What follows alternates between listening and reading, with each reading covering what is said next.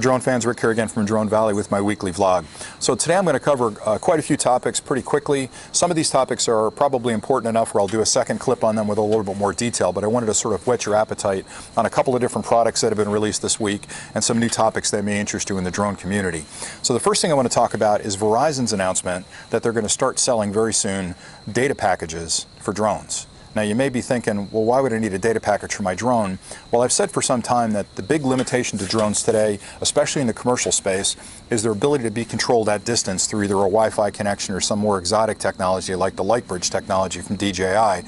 Even that technology, as good as it is a couple of miles. So if you're a company like Amazon that has visions of delivering all their packages by drone eventually, you know, where they put up a drone at the warehouse, you put a mat in your front yard with the Amazon label on it that the drone actually finds and then lands on, drops off your package and flies back to the warehouse, they really can't do that without a secure connection. So the cellular networks seem like the perfect answer for that for those drone companies. They still have to get past the line of sight issue, but again, I've said before that I think that this first Part 107 regulation is really just the tip of the iceberg of what the FAA is going to release, and I eventually think they will get to certain circumstances where you can fly beyond line of sight. But back to the cellular. I like it because even for somebody like me that flies in pretty close or stays within line of sight vision, having a connection like that would give me a much more secure connection and reliable connection would be a good thing for the drone. So this data package really interests me. Now what I don't know enough about yet, and I'll do some research on it, is it going to supply video or is it just for telemetry?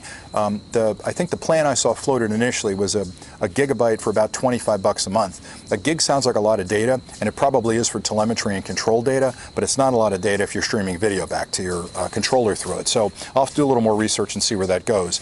The good news is that none of the drones actually use a cellular network yet for communication, although I believe they're working on that stuff, so we may see that in future generations. I also like the fact that I can add a SIM card to some of these drones and maybe have the choice to fly over Lightbridge and use that telemetry data over the 3G network or 4G network to find my drone. I've talked before about how you can find a lost drone. Having a SIM card in that drone just gives me a whole nother level of communication through those cellular towers to find that drone if it's ever misplaced. So if it lands in a tree or I put it in a tree or it lands and crashes someplace or does a flyaway, having that wireless connection through the 3 or 4G network would give me the connection I need to actually find that drone. So I'll keep an eye on that and let you know how that progresses. The next thing I want to talk about is the Karma. I'm becoming a bit of a fanboy for DJI, even though I fly a ton of different drones. I've just been really enamored with their products over the last couple of years, and I do a lot of my clips based on DJI's products, Phantom 3, Phantom 4, and eventually the Mavic product. I really have a lot of respect for the Karma product as well, and I want to try and start giving it equal time. So I'm going to do a couple of separate clips to review that product and give you some insights into what I think GoPro got right with that product and maybe where they fell a little bit short. But today I just wanted to mention it and say that I don't want to diss that product. I think that product has absolutely found a market with GoPro owners. So if you're a GoPro person that's in that ecosystem already where you own a couple of GoPro devices and you're used to using those for capturing outdoor scenes, or if you're an outdoors person that's a skateboarder or a surfer, or you're rock climbing and you're used to that, you've kind of bought into that whole ecosystem of GoPro and you're used to it. What the Karma does for you, it just gives you another way to use those GoPro accessories. So like now you're going to snap it into a helmet cam or a chest cam or some type of removable device on your surfboard. Now you can snap it into the drone and you can fly with it. You can snap it into the Karma stick and you can walk around and have stabilized video with it. So I think the guys from GoPro aren't trying to conquer the drone world. I think what they're trying to do is actually give their customer base who loves them, their fanatic fans for that product, another way to use their GoPro product. So, and again, I'll do a couple of separate clips on that. And I do think, not to anger the DJI crowd, but I think that Karma got a couple of things right that the Mavic missed. One of them, most notably, is the removable camera. I love the fact that the Mavic product and the GoPro Karma are both portable drones because they fold up really small, but I think DJI should have done that extra step of allowing us to pull the gimbal off the drone and actually transfer it to some type of stick that we could use to turn it into an Osmo. And maybe they're working on that. Maybe that's something that's going to happen with the Phantom 5 product, which, by the way, I still think is coming out. We'll have to wait and see how that progresses. All right, so watch for those clips on the Karma.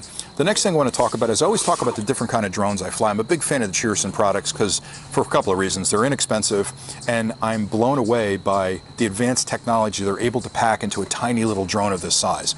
So the product that I've been playing with this week and fell in love with is the latest iteration of the Cheerson CX-10. Now the CX-10 WD came out a while back, and that was the first thing that had sort of a height hold, but it was a little bit squirrely. The newest version that's out now is the CX-10W TX, which actually gives you height hold, it gives you a built-in camera, it gives you an awesome controller. So the controller that comes with it, the drone actually snaps inside this case, so you can store it in the case, but this pops up to hold your phone, and this is compact, but it actually slides out to give you, I think, a pretty reasonable controller to fly the drone. So if you've flown the Cheerson products before, they tend to be a lot harder to fly than the Phantom products. Honestly, the Phantom products will spoil you. So if the first drone you've ever flown is something like a Phantom or Unique or the Karma that has GPS coordination and height hold and crash avoidance and all those wonderful features, you've been spoiled because the drone's doing a lot of the work. With the Cheersons, you've got to do a lot of the work. So you've got to be very careful about maintaining height and hitting balance to make sure that it doesn't fly off in either direction. The controls are much more responsive, especially in the high performance mode, so you can fly this thing into a wall pretty quickly indoors. This one is a little bit more of a dummies model because it has that height hold built in, and it has some stabilization features built into it as well that just makes it easier to fly. So you push the button, it takes off, it'll hold that position, and then you can fly from wherever you want. So I like this an awful lot. And again, I've flown the CX-10WD first, but this one is a way more stable drone. I also like the bigger controller. I'm not a fan of flying from my iPhone, even though that's kind of cool that I can do that. I really like to have the sticks in my hands that simulate a real drone experience. So I've said before that in the winter months, which we're coming pretty quick, I won't be able to fly outside as much as I'd like to, and I don't want to get lazy over the winter and lose some of my skills piloting a drone. So this product gives me the ability to very quickly power it up, get 5 minutes of flight out of it in the house, fly through the rooms, annoy the dogs, annoy my wife, and really enjoy the flying indoors with this without worrying about breaking it too badly. So I think this whole kit, including the drone, we don't sell these, but you can find them on Amazon or a bunch of other websites.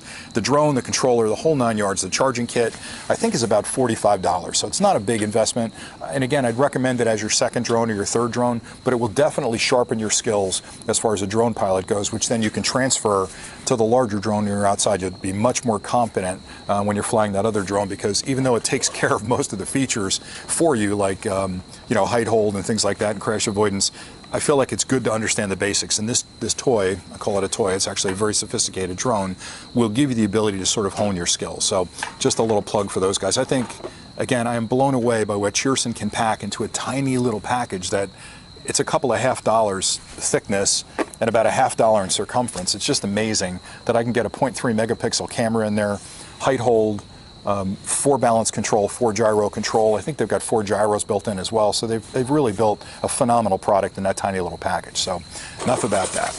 The next thing I want to talk about is another company that I'm a huge fan of, and it's Argtec. You guys know that I sell the Argtec range extenders. I love them. And we've sold a bunch of the standard kits. We now have a plus kit that includes the long range paddles as well as the omnidirectionals.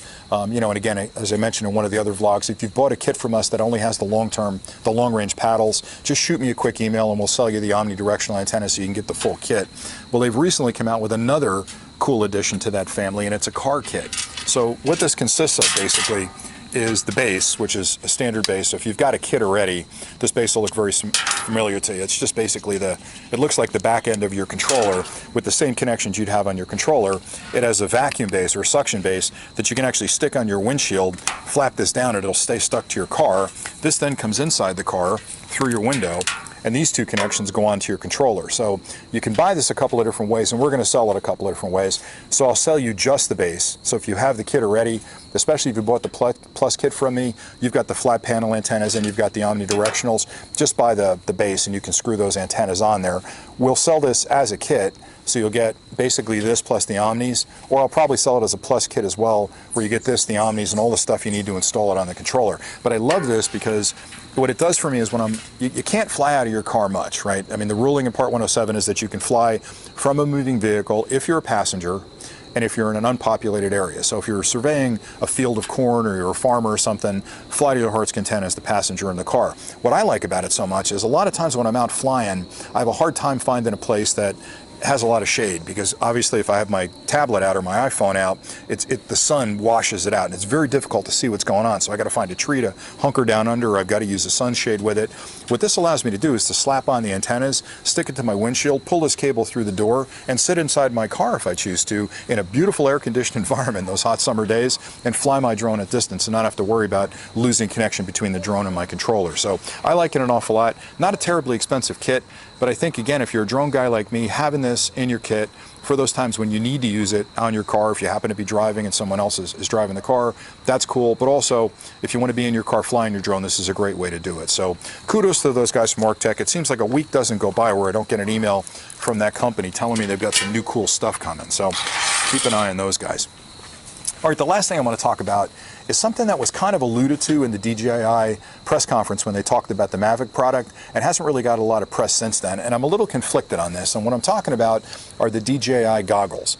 Now, these goggles are a VR experience, so they're much like the Fat Shark, where you've got sort of an FPV view of what you're flying. And what I like about them, and again, there's limited information out, and the minute I see them on the website, I'll auto repair and bring them in and we'll review them for you. But what I like about them is that they connect wirelessly to the drone. So the Mavic is the only drone at this point that they've announced connections to. I'm sure that they'll expand that to the Phantom 4, probably the Phantom 3, as long as the Lightbridge technology is being used. But again, I'll get all those details for you. But what I like about it is it's a complete system. So if I own the Mavic, I've now got FPV goggles that I can use with it. The reason I'm conflicted is because if I'm racing a drone, FPV goggles are perfectly normal because it's on a closed course and I want to fly from the drone's perspective, so that's perfectly fine. The challenge with flying a hobbyist drone like the Phantom 5 or the Mavic product is, even though those goggles will give me a phenomenal view of exactly what I'm framing from the camera's perspective on the drone, I can't technically fly those without a spotter, because the Part 107 says I have to have line of sight of the drone whenever I'm flying it, and FPV goggles do not count. So I can wear them, but I've got to have a spotter keeping an eye on the drone to make sure there isn't a plane going through some type of emergency maneuver that I may interfere with. So I think, for me, I use the Fat Sharks today, and I've mentioned this before in some of the comments in the channel. The challenge with the Fat Sharks are they are absolutely so cool for the person flying, but it's boring as heck for the person that has to watch the drone. So what I end up doing, and I'm pretty selfish, is I'll fly for a bit, I'll change the battery, let the person who was spotting fly for a bit, and then I have to watch it. So essentially it cuts my flight time in half, which I'm willing to do because the experience is just that good.